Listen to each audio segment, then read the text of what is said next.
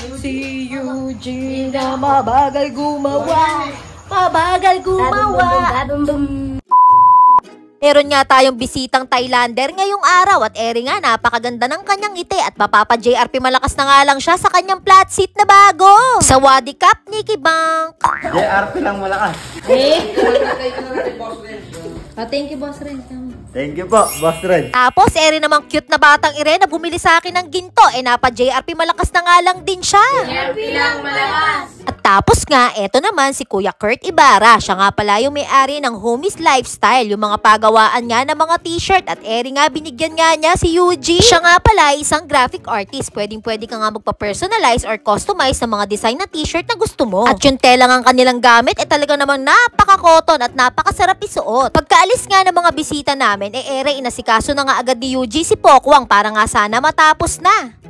Si Eugene na mabagal gumawa, mabagal gumawa, lahat ay pasira.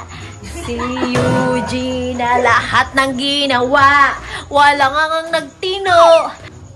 Eugene, makakawit na yung bunganga ko din. Ginaw ka na lang kasi sumayo ka kanta-kanta dyan.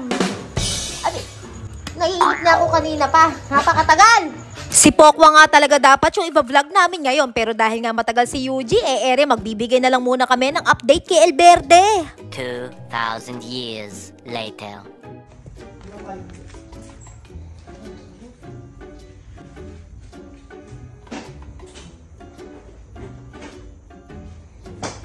Ayan nga guys, so konting update kay El Verde. Kung mapapansin nyo, nakakabit na nga yung mga kaha niya, diba? Kitang-kita na nga yung kanyang muka.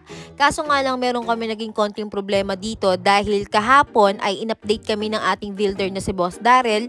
Yung atin daw kaha ni El Verde ay umangat yung mga pintura. Dahil nga kumbaga parang ilang patong na rin yung inabot dito kakapintura. Kaya nga kailangan na rin namin palitan yung pinaka fairings niya. So ngayon naghahanap nga kami ng fairings para mapalitan to at ma-build na rin. Pero so far naman lahat nakakabit na nga, lahat ng mga detalye niya. Tapos bumili na rin kami ng race power na radiator.